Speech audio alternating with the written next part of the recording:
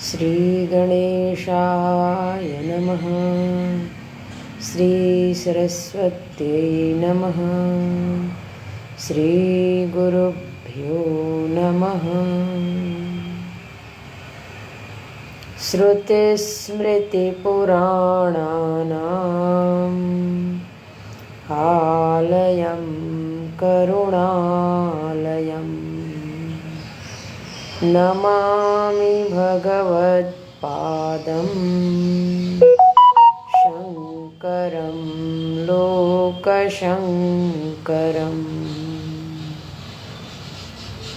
समस्तजनकल्याणे निरतं करुणामयम्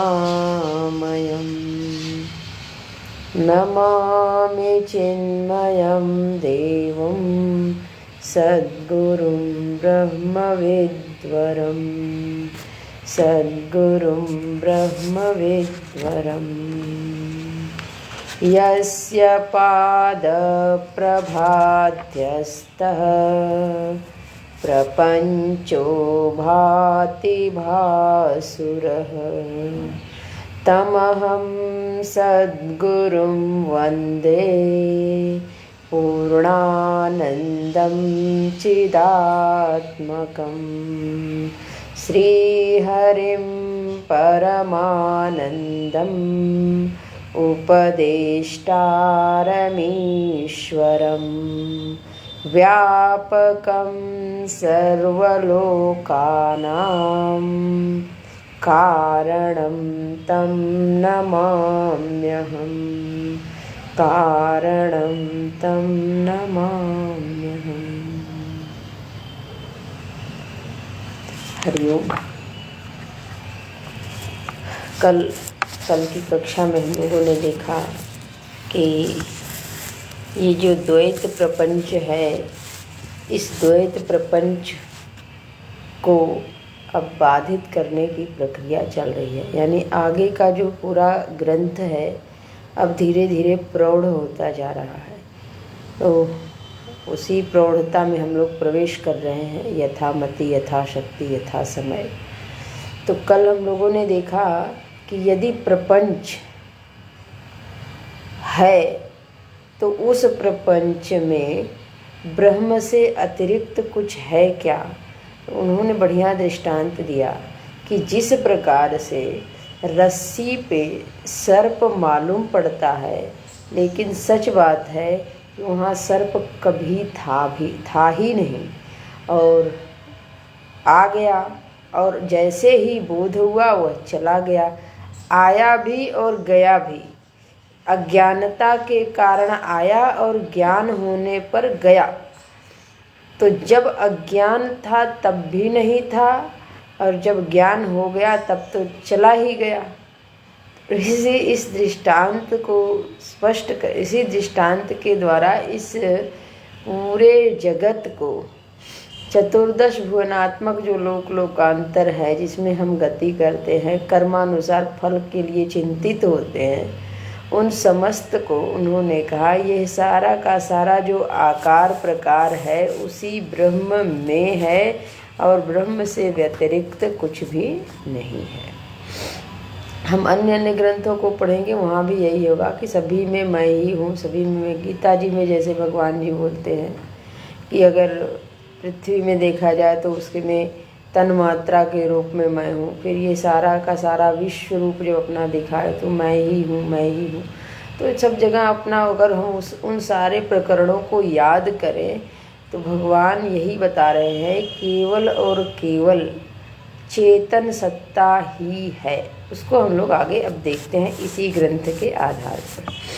कह रहे हैं कि एक तो है रज्जु और सर्प का दृष्टांत। उसी रज्जु और सर्प के दृष्टांत से जैसे रज्जु भासित हुआ वैसे ही विश्व भासित हो जाता है अज्ञान की दशा में।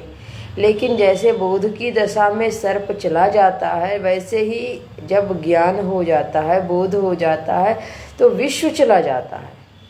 विश्व चला जाता है, चेतन सत्ता रह जाती है।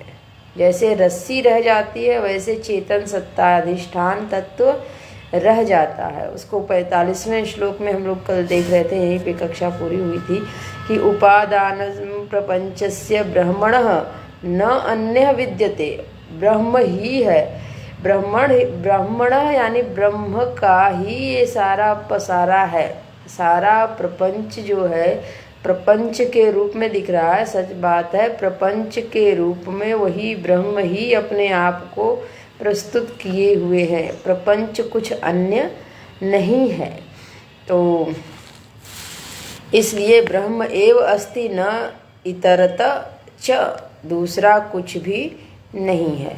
इसको एक और भाव से हम देख सकते हैं। जैसे कोई व्यक्ति बड़े कृपा करते हैं, सबके ऊपर कृपा करते हैं, कृपा करना उनका धर्म बन गया है, करुणा करना उनका धर्म बन गया, दया करना उनका धर्म, ये दया की मूर्ति है। तो उसमें हमने देखा क्या? हमने देख लिया दया। अब वो कोई व्यक्ति देखे, कोई उसमें आँख कान नाक मुंह इत्यादि अंग देखे, हम कुछ नहीं देख रहे, हम दया की मूर्ति देख रहे हैं। कोई बुद्धिमान है, विद्वान है, ये बड़े विद्वान हैं, तो हम वहाँ क्या देख रहे हैं? विद्वत्ता देख रहे हैं।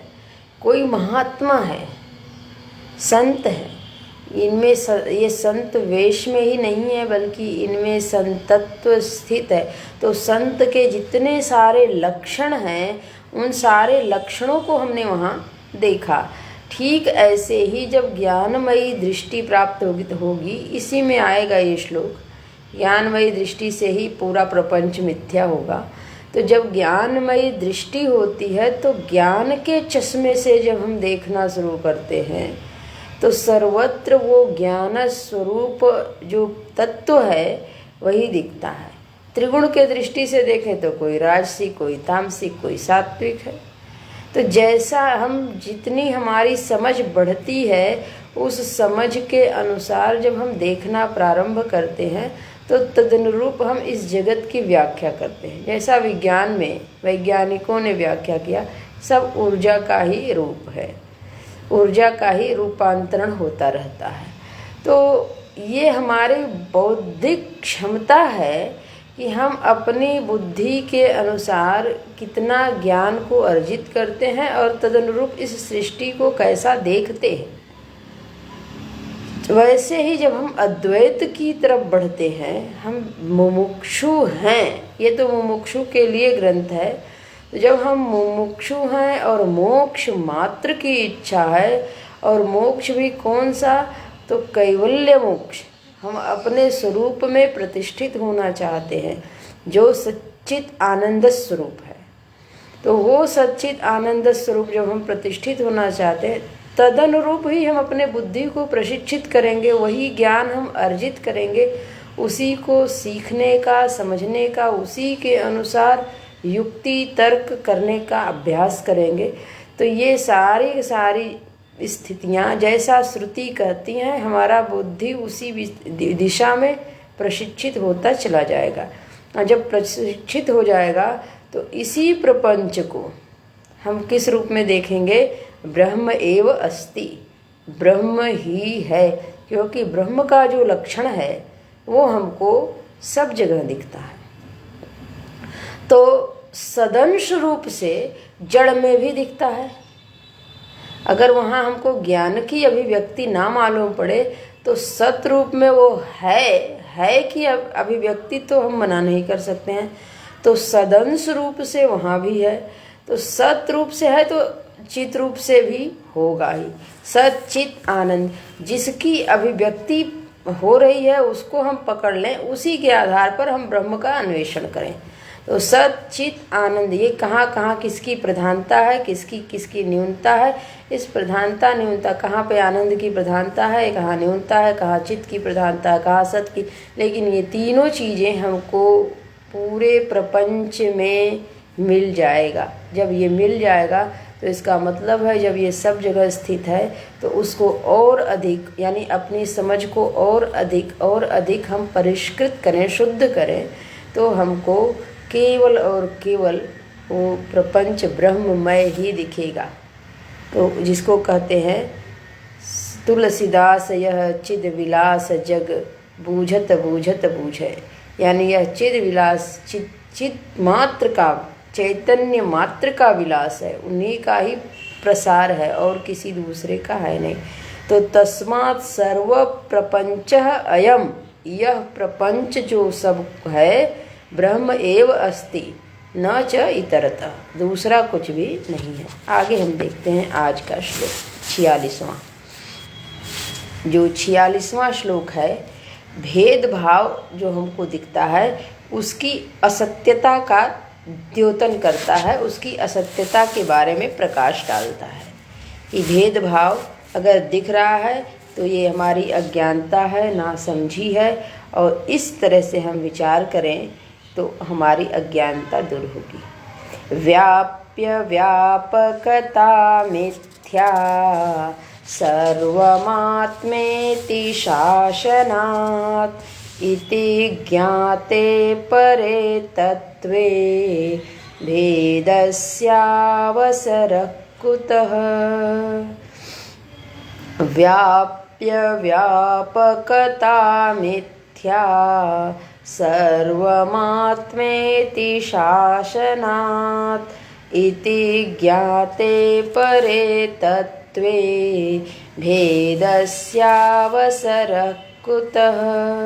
भेदस्य अवसरः कुतः इति ज्ञाते, ऐसा जानने पर, किसको जानने पर, परे तत्वे ज्ञाते, जो सबसे परे तत्व है उस परम तत्व का बोध हो जाने पर, भेदस्य अवसरः कुतः, भेद का अवसर भला है कहाँ। जब हम कहते हैं यह वस्तु व्यापक व्याप्य भाव से है, जैसा कि अगर जल में शक्कर डाल दिया जाए तो शक्कर उसमें व्याप्य है और जल व्यापक है। जल पूरी एरिया को घेरा, उसमें शक्कर विद्यमान है, लेकिन वो व्याप्य है। तो व्याप्य व्यापक भाव से ये सारा का सारा जगत, इस जगत में जीव जो है वो जीव ब्रह्म की अपेक्षा से व्याप्य है। ये प्रपंच व्याप्य है।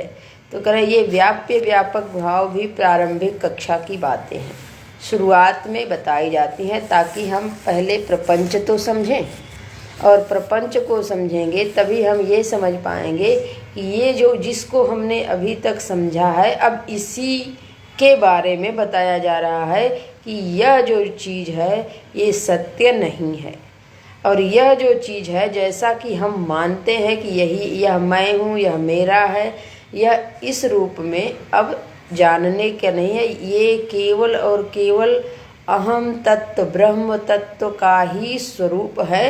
ये रूपांतरित होकर के हमको मालूम पड़ रहा है। नाम रूप ले लिया तो वो कुछ ब्रह्म से भिन्न नहीं हुआ, बल्कि वही सच्चिदानंद स्वरूप है। तो व्याप्य व्यापक भाव इस ब्रह्म में नहीं है। इसको कैसे बताते हैं? तो कहते हैं कि व्याप्य व्यापकता मिथ्या, व्याप्य व्यापक भाव यदि है तो वो मिथ्या है। दृष्टांत देते हैं घटाकाश आदिवत। जैसे घट में आकाश है, वो घटाकाश उसका नाम पड़ गया, और बाकी मठाकाश है। तो ऐसे जो वो आकाश है, उस आकाश में आकार बना कब?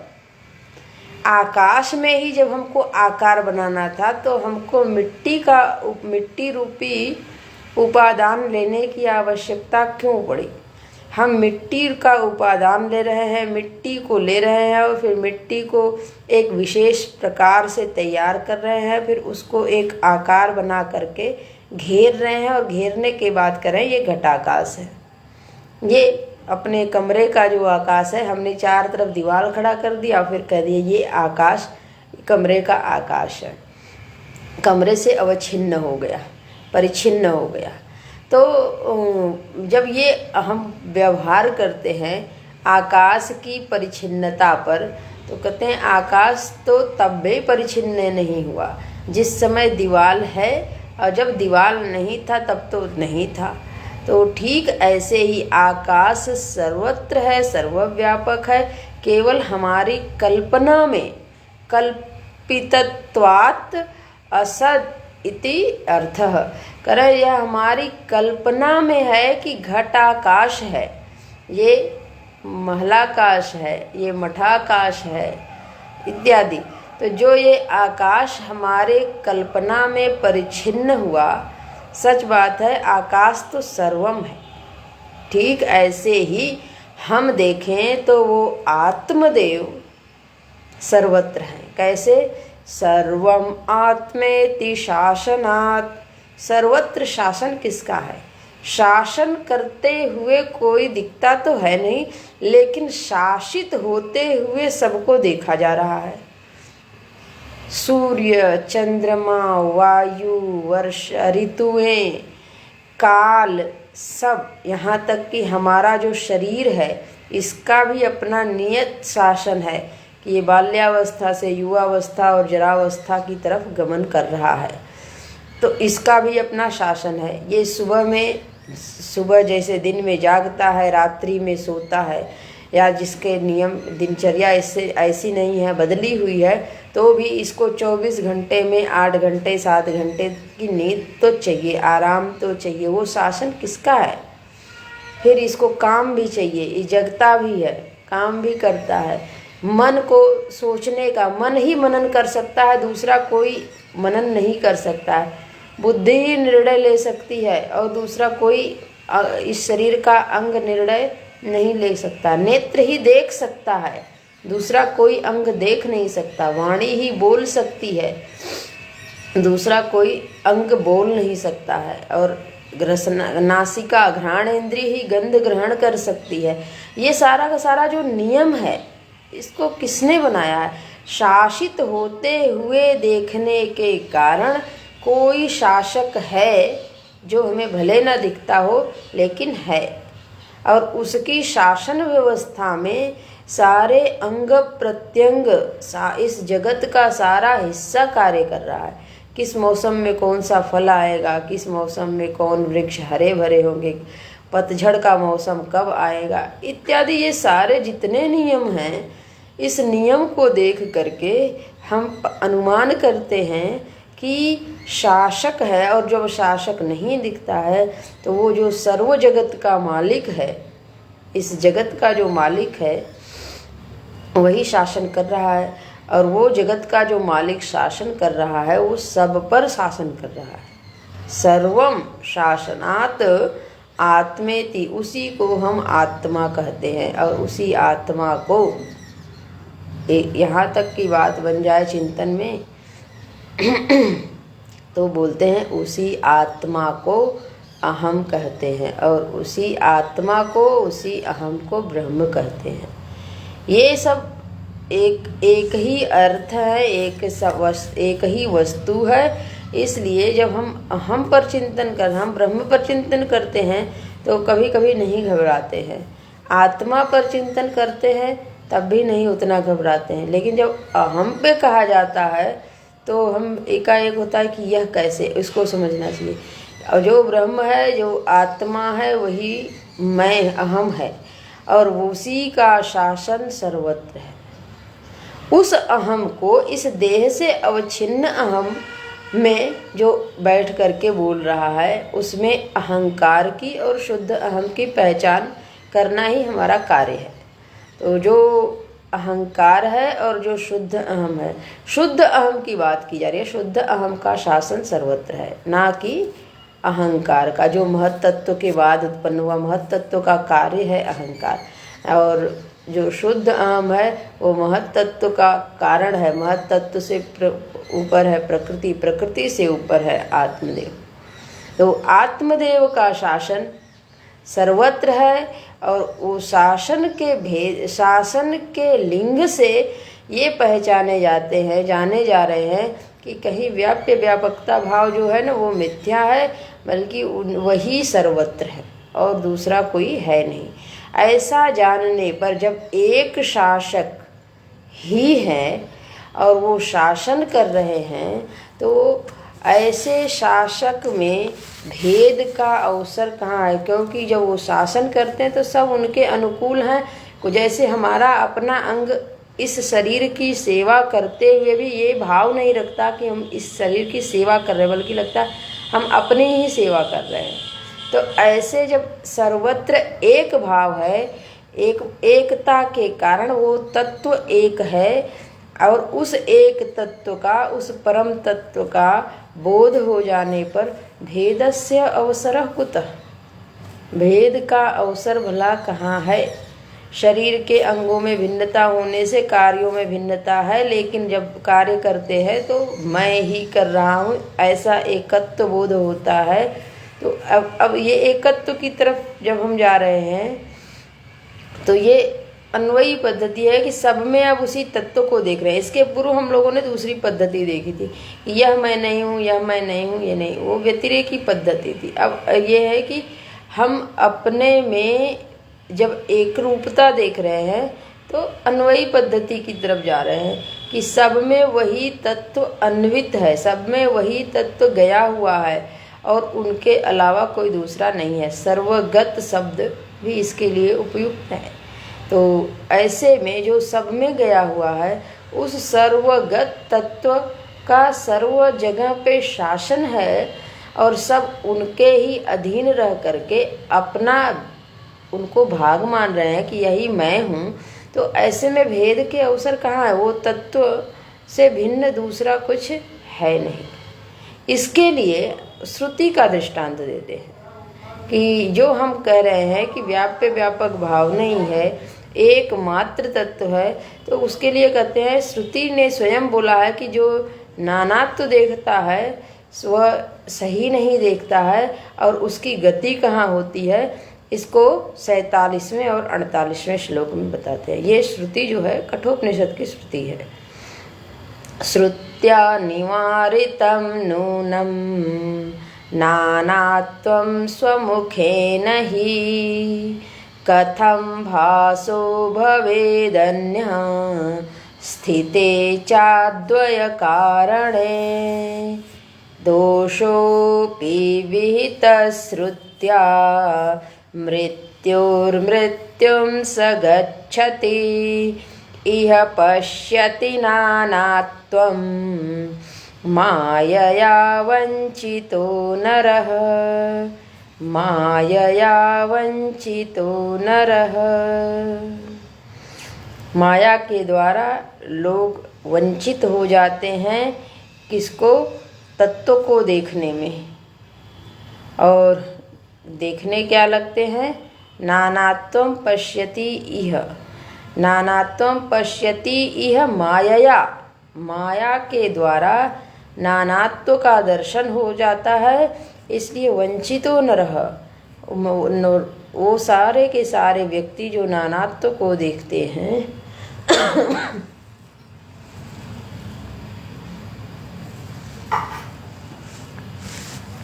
वो सब के सब तत्व के दर्शन से वंचित हो जाते हैं। तो देखते हैं, श्रुत्या निवारितं नूनं नानात्वं स्वमुखेन हि कथं भासो भवेदन्य स्थिते च अद्वय कारणे। कह रहे हैं कि व्याप्य व्यापक भाव को आप मिथ्या कह दिए हैं, और हमको तो दिखता है कि व्याप्य व्यापक भाव है, एक वस्तु व्यापक है, दूसरी वस्तु उसमें है, तो इसको कैसे कहते हैं? तो कह रहे हैं कि इसको हम श्रुति के बल से कह रहे हैं, और जब श्रुति कह रही है तो तदनुरूप श्रुति सम्मत श्रुतिमतस्तर्कोनुसंधीयता। अब श्रुतियों ने, जब माता श्रुति ने ऐसा कहा, नेह नानास्ति किंचन, नानात्व तो है नहीं, और एकत्व मात्र है, चेतन मात्र है। तो श्रुति मतस्तर्कोनुसंधीयताम, श्रुति के मत के अनुरूप अब हमें चिंतन करना पड़ेगा कि नानात्व तो नहीं है। तो किस अर्थ में श्रुति कह रही है कि नानात्व तो नहीं है? तो चेतन सत्ता सब में है, सत सत्ता सब में है। सत का तो निवारण नहीं, सत को तो तिरस्कृत नहीं किया जा सकता, सत को तो नहीं हटाया जा सकता सब में से। तो अब श्रुति माता यदि कह रही है, श्रुति माता ने ही लक्षण किया सत्यम ज्ञानम अनंतम ब्रह्म, वो जो ब्रह्म है वो सत्य स्वरूप है, सत्स्वरूप है, सर्वत्र है, सत्स्वरूप में सब जगह है। तो कौन सा ब्रह्म का ऐसा लक्षण है जो सब जगह जा रहा है, उसमें भेद नहीं है? हमें तो यह देखना पड़ेगा। तो श्रुति के मत जब हैं, इस आधार श्रुति मत में जब है कि व्याप्य व्यापक भाव नहीं है, नानात्व नहीं है, तो तदनुरूप अब हमारी बुद्धि को एक कार्य मिला कि तदनुरूप वो चिंतन करे और चिंतन करके यही निर्णय निकाले कि नानात्व है नहीं, व्याप्य व्यापक भाव है नहीं, द्वैत है नहीं। यदि इतना कर पाती है बुद्धि, तब तो उस बुद्धि की बलिहारी है।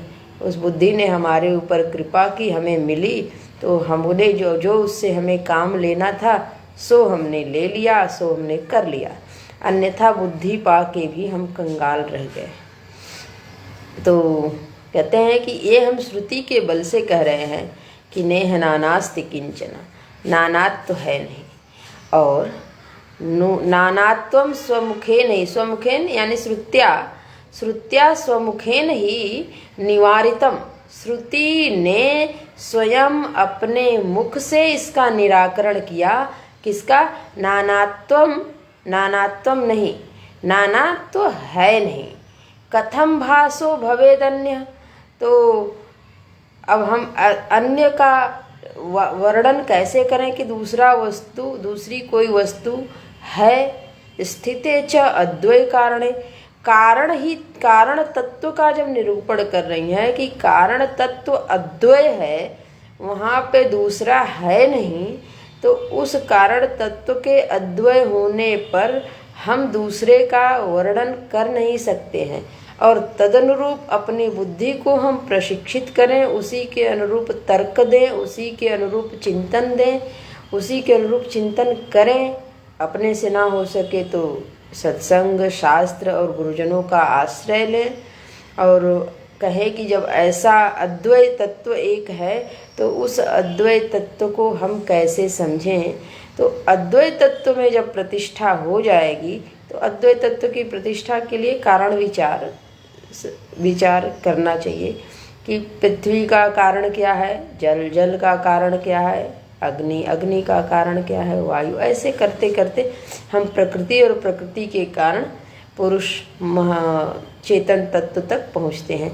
तो जो मूल कारण है, चूँकि वो मूल कारण है तो वो सब में उसका कारण अपने कार्य में अनुगत होता है। इस सिद्धांत से वो सब में गया हुआ है। तो मूल को उसमें कई भाग हो जाएंगे, लेकिन उसका मूल पार्ट क्या है, मूल हिस्सा क्या है, उसको जब हम पहचान लेंगे तो सर्वत्र उस जो कि ब्रह्म से सब आया है, तो ब्रह्म सब में स्थित होगा ही। जब हम उस तत्व को देख लेंगे, जब उस तत्व को देखने के बाद क्या होगा, अद्वैत दर्शन होने पर फिर अन्य के दर्शन होने पर भी हम बोल नहीं पाएंगे कि अन्य है कैसे।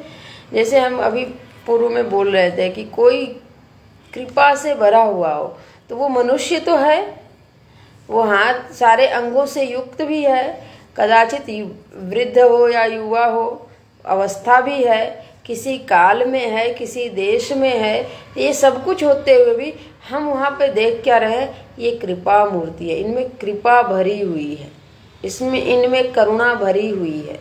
तो ऐसे ही हम जब ब्रह्म तत्व का दर्शन कर लेंगे तो सर्वत्र उस ब्रह्म का ही दर्शन करेंगे। इसमें सच्चित आनंद विद्यमान है, सच्चिदानंद स्वरूप में ये वस्तु प्रतिष्ठित है। किसी न किसी को प्रत्येक वस्तु अच्छी तो लगती है, तो यहाँ तक कि कोई घृणित वस्तु भी हो तो किसी न किसी योनि के प्राणी को वो अच्छी ही लगती है, तभी तो भगवान ने बनाया है, तभी तो भगवान ने वो रूप अपना बनाया है, आकार लिया है, अन्यथा क्यों लेते।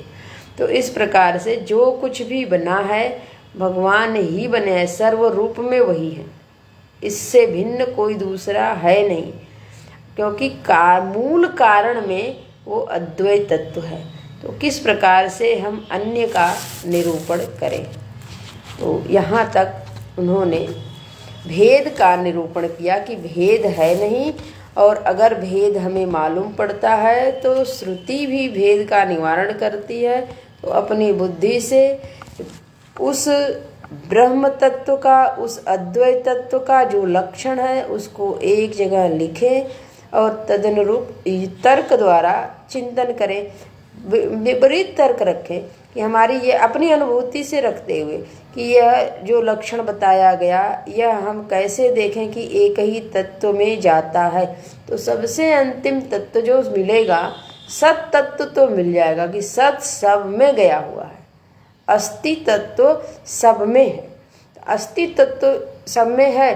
तो ब्रह्म का यह एक लक्षण है अस्ति, फिर बाकी लक्षण जब एक पकड़ में आ जाए तो फिर अन्य लक्षण धीरे धीरे घटाना प्रारंभ करें, देखें कि कितना लक्षण उसमें जाता है। तो स्वरूप लक्षण सच्चित आनंद ये पहुंच जाए एकदम उत्तम है कि अगर ये हमारी समझ में आ जाए कि स्वरूप लक्षण से युक्त सारा है। तटस्थ लक्षण से युक्त तो कुछ चीज़ें मालूम पड़े तो भी हम बता सकेंगे कि ये वस्तु तटस्थ लक्षण से जानी जा रही है, ये वस्तु स्वरूप लक्षण। यद्यपि स्वरूप लक्षण का सत्स्वरूप सर्वत्र गया हुआ है, अस्थि रूप के बगैर हम किसी वस्तु को बता नहीं सकते। यहाँ तक कि यह वस्तु है और यह वस्तु नहीं है में भी है, पना तो है ही। तो श्रुति मत का आश्रय लें और उसी आश्रय के अनुसार चिंतन करें। तो चिंतन के परिणाम स्वरूप हमें उस तत्व की स्पष्ट अनुभूति, स्पष्ट बोध हो सकता है, हो जाता है, हो सकता है, हो जाता है। गुरु कृपा हो तो हो ही जाता है, हो ही जाता है, उसमें कोई दो राय नहीं है, बशर्ते गुरु कृपा मिल जाए। गुरु कृपा की इसमें विशेष और श्रद्धा की विशेष आवश्यकता है। आगे है भेदभाव अगर कोई देखता है तो उसमें दो नहीं, हम लोग 48वें श्लोक तक देख लिए। 48वें श्लोक में भेदभाव के दर्शन से दोष पाठ कर लिए हैं, अनुवाद करना शेष रहा। जो भेदभाव देखते हैं उनमें क्या दोष आता है, उनकी गति क्या होती है। मृत्युम गच्छति, मृत्यो स मृत्युम गच्छति, मृत्युर्मृत्युम स गच्छति। स माने जो भेद देखता, दोषोपि विहितः श्रुत्या, श्रुति ने स्वयं यह भी कहा है कि यदि कोई नानात्वम पश्यति इह, इस जगत में, इस पूरे ब्रह्मांड में, इस ब्रह्म सत्ता में, ब्रह्म सत्ता ने ही विश्व का आकार लिया है, लेकिन अगर ब्रह्म को नहीं देख पा रहे हैं, विश्व को देखते हैं, जैसे रज्जु में सर्प को देख रहे हैं, रज्जु को नहीं देख पा रहे हैं, तो उस रज्जु सर्प दर्शन से फिर जो सत्य वस्तु है उसका बोध नहीं होगा। तो सर्प दर्शन से जो भय बना है, जो उसकी गति होनी है, जो उसके पास नहीं जाना है, ये सब बना ही रहेगा। ठीक ऐसे ही जो नानात्व देखते हैं, यह नानात्वम पश्यति, तो उसमें आश्रय किसका बनता है, तो करें माया, माया के द्वारा ही देख सकते हैं, ज्ञान के द्वारा नहीं, ज्ञानेन नहीं। ज्ञान के द्वारा तो जब भी देखेंगे तो ब्रह्म को ही देखेंगे, न तो ज्ञानेन माया पश्यति, बल्कि ज्ञान के द्वारा नहीं बल्कि माया के द्वारा वो नानात्व को देखते हैं। और देखने पर उनके जीवन में घटता क्या है, कहीं देखें तो क्या फायदा, क्या हानि क्या है, देखने चाहिए, देख रहे हैं तो देखें। करें दोष अपि विहितः श्रुत्या, उसी श्रुति ने बताया है कि इसमें यह दोष है कि वह सज्जन, वह व्यक्ति, वह प्राणी, वह जीव जो कह ले, उस जीव की गति ये होती है कि वह मृत्यु से मृत्यु में गमन करता है, यानी कि जो शरीर है वो मृत्यु में जाएगी, फिर नया शरीर मिलेगा, उस नए शरीर का भी मरण होगा, फिर नया शरीर मिलेगा। पुनरपि जननम पुनरपि मरणम पुनरपि जननी जठरे शयनम इह संसारे बहुदुस्तारे। ये बहुदुस्तारे है, कृपया पारे की स्थिति नहीं आई। और यहाँ तक चिंतन पता नहीं बने कि न बने, अगर बन जाए, अगर बनता तो फिर वो नानात तो देखते ही, नानात तो देख करके यह सत्य बुद्धि, दृढ़ बुद्धि नहीं रहती। ये सत्य बुद्धि एक साधक की नहीं होती है कि नानात तो है। ये है कि अपनी अनुभूति के स्तर पे वो भले बोलते हैं नानात तो है, लेकिन ये बुद्धि पता चल जाती है नानात तो मुझे दिखता है। सच बात है, हमारे गुरुजनों ने कहा कि नानात तो नहीं है, तो वो हमारी समझ नहीं बनी है, इसलिए हम अज्ञानी हैं। तो एक साधक की ये वृत्ति भीतर से जग जाती है कि मैं अज्ञान में हूँ और मेरा जो अज्ञान है ये कैसे दूर होगा, इसके लिए वो छटपटाता है। और दूसरी बात है, जो हम नानात तो देखते हैं ये बिल्कुल सत्य होते हुए भी सत्य नहीं है। जिस दिन मुझको बोध हो जाएगा, जिस दिन मेरी समझ बन जाएगी, जिस दिन मुझको ज्ञान हो जाएगा, उस दिन नानात्व नहीं रहेगा। और जब नानात्व नहीं रहेगा तो फिर लोकांतर नहीं रहेंगे, क्योंकि लोकांतर भी तो नानात्व के अंतर्गत है। जब नानात्व नहीं रहेगा तो कर्म के इतने सारे भेद नहीं रहेंगे। जब नानात्व नहीं रहेगा तो योनियों के इतने सारे भेद नहीं रहेंगे। ये सब कुछ धीरे धीरे करके क्षीण होता चला जाएगा, शिथिल होता चला जाएगा। तो जब ये सब नहीं है तो है क्या? तो मैं मात्र हूँ, अहम मात्र है, चेतन सत्ता मात्र है, वही है और उससे भिन्न कुछ नहीं है, यह दिख जाएगा।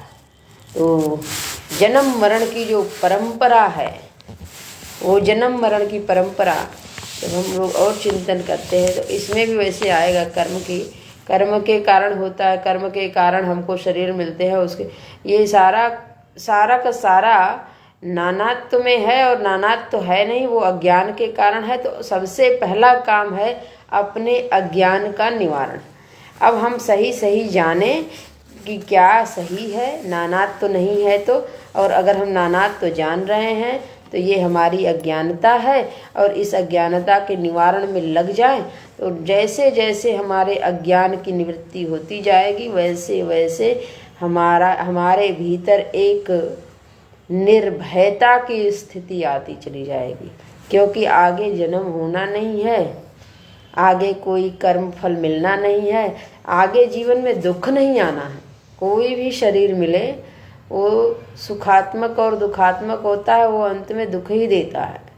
क्योंकि वो सुख भी एक संस्कार छोड़ करके फिर उस वस्तु से जब हम वंचित होते हैं तो उसका दुख ही होता है।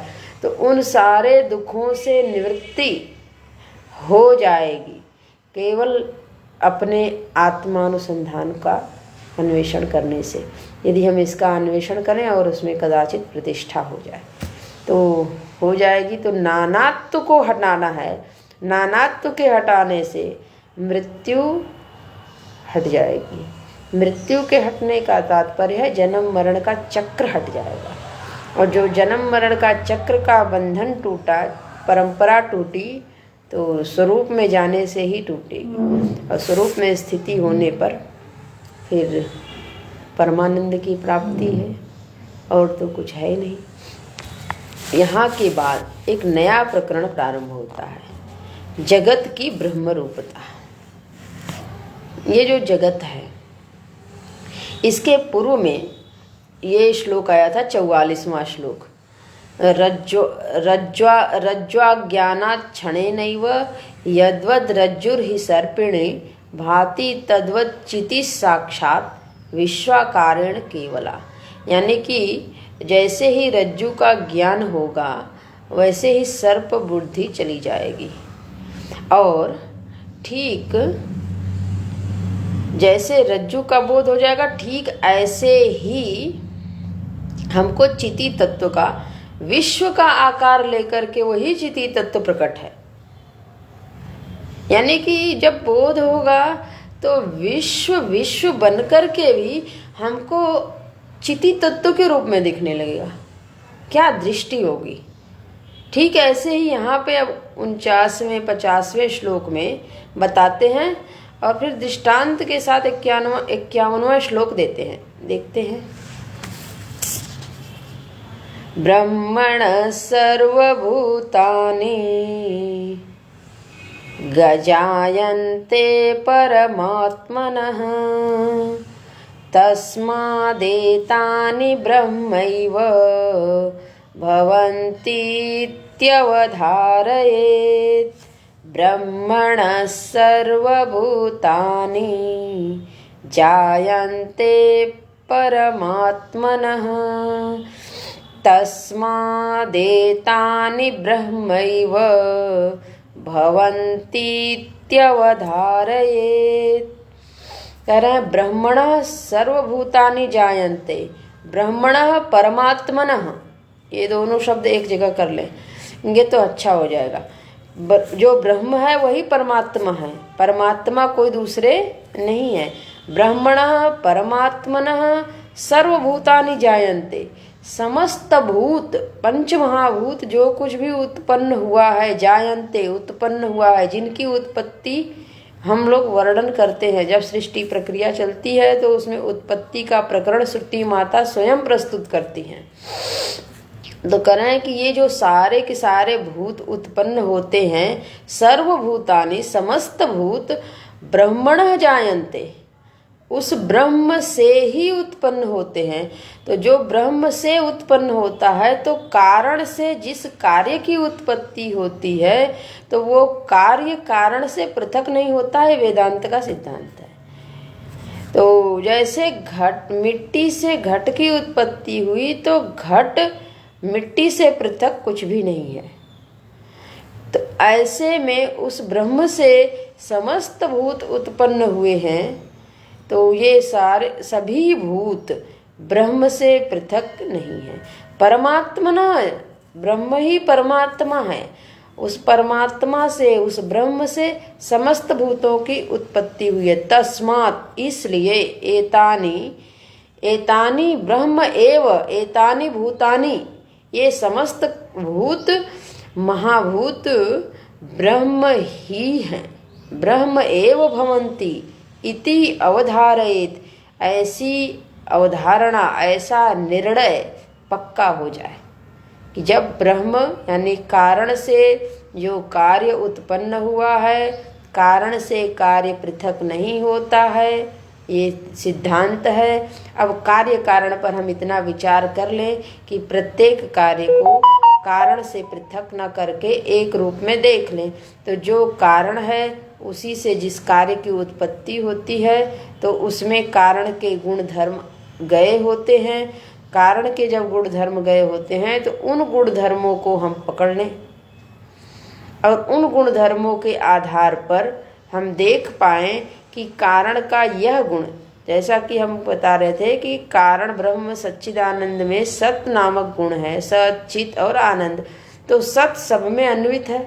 ये तो हमको इतना तो हम लोग देख ही रहे हैं, इतना तो चिंतन हो ही गया है वेदांत श्रवण करते करते।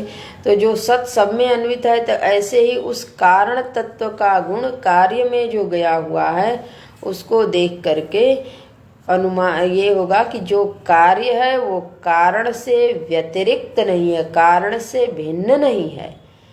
इसलिए निर्णय क्या निकला, ये निर्णय अवधारयेत्, ये निर्णय हो जाना चाहिए, निश्चय हो जाना चाहिए कि तस्मात् एतानि भूतानि ब्रह्म एव भवन्ति, ब्रह्म ही है, ब्रह्म ही सब कुछ हुआ है। भवन्ति माने हुआ है, ब्रह्म ही है और दूसरा कुछ भी नहीं है। ब्रह्म से ही समस्त जगत बना हुआ है, तो ब्रह्म का ही आकार प्रकार है। ब्रह्म एव 50वां श्लोक, ब्रह्मैव सर्वनामानि रूपाणि विविधानि च कर्माण्यपि समग्राणि बिभर्तीति श्रुतिर्जगौ बिभर्तीति श्रुतिर्जगौ। यहाँ पे कहते हैं कि अब जैसे कि अभी हमने कहा कि समस्त भूत ब्रह्म से उत्पन्न हुए हैं, तो एक प्रश्न खड़ा करके आगे के श्लोक की संगति लगाते हैं कि कैसे हम माने कि कहीं तो विविध प्रकार के कर्मों के अनुसार गति होती है, तो कोई कुछ बनता है, कोई कुछ बनता है, फिर सबके आकार प्रकार अलग हैं, उसी आकार प्रकार के आधार पर नाम रूप अलग है, तो कैसे माने कि सब यही है। तो कह रहे हैं कि ये जो दिख रहा है क्या क्या, नाम रूप विविध रूपों में, और कर्म, नाम विविध हैं, रूप विविध हैं, कर्म विविध हैं, तो ये तीनों को हम समेटते हैं और तीनों को समेट करके कहते हैं कि ये तीनों के तीनों बृहद श्रुतिर जगऊ, श्रुतिर ने घोषणा की है, गर्जना की है, श्रुति गाती हैं। कौन श्रुति गाती हैं? तो बृहदारण्यक श्रुति गाती हैं कि ये तीनों के तीनों क्या हैं, तो कह रहे हैं कि तीनों विविध नहीं हैं, बल्कि ये तीनों एक ही ब्रह्म के रूप हैं। कैसे? तो कहते हैं कि ब्रह्म एव सर्वनामानि आकाशादि देहांतान संज्ञा विशेषान, सभी नाम उसी ब्रह्म के हैं। आकाश आदि से लेकर के देह पर्यंत जितने भी प्राणी बने हैं, वो सभी के सभी जो नाम रखे जा रहे हैं वो नाम, क्योंकि सारा आकार जब विश्व का आकार लेने वाले ब्रह्म हैं, तो वो समस्त आकार का जो नाम रखा जाएगा वो नाम किसका होगा? तो वो भी ब्रह्म का ही होगा। तो सर्वनाम, सर्वनाम शब्द से जो हम लोग संज्ञा सर्वनाम पढ़ते हैं, तो सर्वनाम यह वह किसके लिए प्रयुक्त नहीं होता? सबके लिए प्रयुक्त होता है।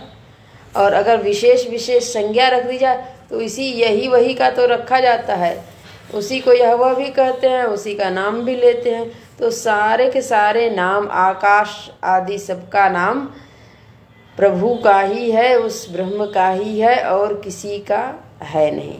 पुनर्विविधानि रूपाणि अवकाशादि द्विपदादांत नाना विकारा विशेषान। कह रहे हैं कि वैसे ही ये जो रूप हैं, यानी कि आकाश का, वायु का, जल का, ये पंच महाभूत हैं, इन्हीं से आकार प्रकार बना है। द्विपदांत यानी कि जो दो पैरों से चलने वाले मनुष्य आदि हैं, इन सब के आकार प्रकार इन्हीं पंच महाभूतों से ही तो बने हैं, इससे भिन्न तो बने नहीं हैं। तो ये रूप भी उसी पंच महाभूतों से तो हुए, जो कि पहला श्लोक यानी कि 49वां श्लोक, 49वें श्लोक में उन्होंने यहाँ पे भगवान भाष्यकार ने लिखा कि सारे भूतों की उत्पत्ति परमात्मा से हुई है, ब्रह्म से हुई है। तो वो यहाँ पे यही बताया जा रहा है कि सारे भूतों से ही मिल करके तो ये आकार प्रकार भी बना, यानी रूप आदि इतने रूप जाए, जितने विविध रूप हैं, लोकांतर देवता का भी शरीर बना तो भी तो पंचभौतिक ही है। किसी तत्व की प्रधानता वहाँ है, किसी तत्व की प्रधानता यहाँ है। तो कोई तेजस है तो कोई पार्थिव है, कोई वायवी है, कोई जली है। तो ये प्रधानता है, तो किसी एक तत्व की प्रधानता हो गई, बाकी की चार की न्यूनता हो गई। लेकिन ये जो पंच महाभूत है, इसी पंच महाभूत से सारे रूप भी तो बने हैं, और इन्हीं पंच महाभूतों से बने हुए जो रूप हैं, उन्हीं रूपों का तो नाम रखा गया है, किसी दूसरे का तो नाम रखा नहीं गया है। तो सारा नाम और सारे रूप उन्हीं के हैं। साथ ही साथ ये जो कर्म हैं वो भी उसी पंच महाभूत से बने हुए आकार प्रकार के लिए ही तो होते हैं। कर्माणि आकाश प्रदानानि स्नान शौचादीन क्रिया विशेषान अपि, कह रहे हैं कि जो स्नान है, शौच आदि है, सत्य बोलना इत्यादि जो भी हम क्रियाकलाप करते हैं, तो ये इसी पंच महाभूत के माध्यम से ही तो करते हैं, और तो कोई दूसरा तीसरा बाहर से कुछ आता नहीं है। तो ये चिंतन अद्भुत है कि सब कुछ उसी पंच महाभूत से उत्पन्न हुआ है, और पंच महाभूत उसी ब्रह्म से उत्पन्न हुआ है। वो पंच महाभूत से पृथक कुछ नहीं है, और पंच महाभूत ब्रह्म से पृथक नहीं है। इसलिए जैसे रज्जु में सर्प प्रतिभासित होता है, लेकिन सच बात है तो रज्जु ही, ठीक ऐसे ही जैसे रज्जु दर्शन से सर्प चला जाता है, ऐसे ही ब्रह्म दर्शन से रूप, नाम, कर्म ये सब के सब विलीन हो जाते हैं, चले नहीं, नष्ट नहीं होते, विलीन हो जाते हैं उसी ब्रह्म में, कि ये सब ब्रह्म ही है, ब्रह्म से पृथक कुछ भी नहीं है। 50वां श्लोक बड़ा ही गंभीर है। इसके बाद जो 51वां श्लोक है वो बड़ा ही सरल है। इसको देख करके हम आज की कक्षा पूरी करेंगे, फिर आगे देखेंगे, क्योंकि यही 49वें और 50वें श्लोक की पूर्ति के लिए जो दृष्टांत बन रहा है वो 51वां श्लोक है। सुवर्णाजायमानस्य सुवर्णत्वं च शाश्वतं, ब्रह्मणो जायमानस्य ब्रह्मत्वं च तथा भवेत्। कह रहे हैं जिस प्रकार से सुवर्णात् जायमानस्य, सुवर्ण से जितने भी आभूषण, जितने भी गहने जितने बनते हैं, उनके आकार प्रकार भिन्न भिन्न ही होते हैं। कोई छोटा बनता है, कोई बड़ा बनता है, कोई बीच के आकार का बनता है, जैसी जिसकी आकृति हो जाए वैसे बनते हैं। तो वो, और उनके नाम भी पृथक पृथक होते हैं, उनका कार्य भी अलग अलग होता है, उनको अलग अलग अंगों में धारण किया जाता है, तो उनकी कार्य, उनका रूप, उनका नाम अलग अलग होता है। लेकिन इन सारे के, इन सभी रूपों के अलग होने से उसमें जो सुवर्णत्व है, वो तो सुवर्णत्व, चाहे वो नाक का नथनी हो, चाहे कान का कुंडल हो, चाहे हाथ का कंगन हो, चाहे गले का हार हो, सब में सुवर्णत्व तो समान है।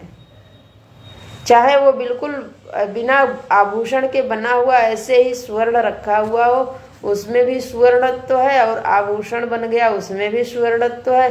तो जो आकार प्रकार रूप लिया, फिर उसका जब व्यवहार किया गया, तो प्रत्येक अंगों के साथ जैसा जैसा जिसका कार्य था वैसा व्यवहार किया गया। उस व्यवहार से उसके सुवर्णत्व पर कोई प्रभाव नहीं पड़ा। ठीक ऐसे ही ब्रह्म में नाम रूप कर्म अगर आ भी जाए तो ब्रह्म के ब्रह्मत्व में कोई प्रभाव नहीं पड़ता। ब्रह्म से या सारा पंचभूतात्मक जगत, जैसे मिट्टी, जैसे सुवर्ण का दृष्टांत दिया, वैसे मिट्टी का भी दृष्टांत है।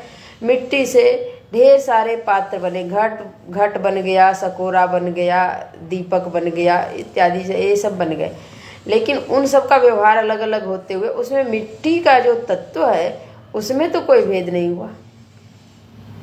ठीक ऐसे ही उस ब्रह्म से ब्रह्मणः जायमानस्य, उस ब्रह्म से सभी उत्पन्न होने पर भी ब्रह्मत्वं च तथा भवेत्, तथा यानी शाश्वतम भवेत्, ब्रह्मत्व भी वैसे ही शाश्वत है और उसके ब्रह्मत्व पर कोई प्रभाव नहीं पड़ा।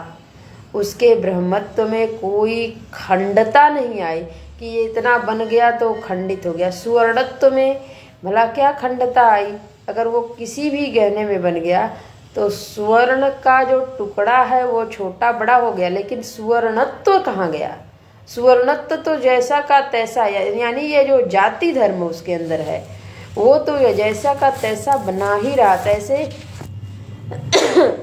जो ब्रह्मत्व है, उस ब्रह्म का ब्रह्मत्व तत्व का उस तत्व जो वो तत्व है, ओ तत्व शब्द से उसको तत् करके किया जाता है कि वह है, वो है उसका तत्व। वो तत्व तो तत्व ही है, ब्रह्मत्व ही है, उसमें कोई भेद नहीं हुआ। चाहे वो रूप का आकार ले ले, चाहे उससे कर्म किया जाए, चाहे उसका कोई नाम रख दिया जाए, चाहे यहाँ तक कि गलत नाम रख दिया जाए, कुंडल को हार बोल दिया जाए, हार को कुंडल बोल दिया जाए, तो भी उसके सुवर्णत्व पर क्या प्रभाव पड़ता है। वैसे ही उस ब्रह्म को जगत बोल दिया जाए, ईश्वर बोल दिया जाए, या नानात्व है तो और जितने भी आकार प्रकार है वो बोल दिए जाए, तो उनके ब्रह्मत्व पे क्या प्रभाव पड़ता है, यानी कुछ भी प्रभाव नहीं पड़ता है। ब्रह्म तो ब्रह्म ही है। हाँ, ये है कि जब एक बार हम ये श्रवण कर लिए कि ब्रह्म के ब्रह्मत्व पर प्रभाव नहीं पड़ता, वैसे ही हम ब्रह्म ही हैं, अहम तत्व शुद्ध ब्रह्म है, तो उस शुद्ध अहम में कोई प्रभाव कभी भी पड़ा नहीं। आज अगर हम माने भी बैठे हैं तो हमारे मानने से कुछ होता नहीं। हाँ, उस मानने के कारण इतना अवश्य हो रहा है, हम दुखी हो रहे हैं। जैसे ही हम अपने शुद्ध तत्व को जानेंगे, मेरा ज्ञान सही होगा, मेरी समझ ठीक होगी, वैसे ही हमारे जीवन का जो दुख है, कष्ट है, आवागमन है, वो समाप्त हो जाएगा, मिट जाएगा और हम अपने स्वरूप में प्रतिष्ठित हो जाएंगे। तो आज की कक्षा यहीं पे हम पूरा करते हैं। हरि ओम। ओम पूर्णमदः पूर्णमिदं पूर्णात् पूर्णमुदच्यते पूर्णस्य पूर्णमादाय पूर्णमेवावशिष्यते। ओम शांति शांति शांतिः। हरि ओम। श्री गुरुभ्यो नमः। हरि ओम।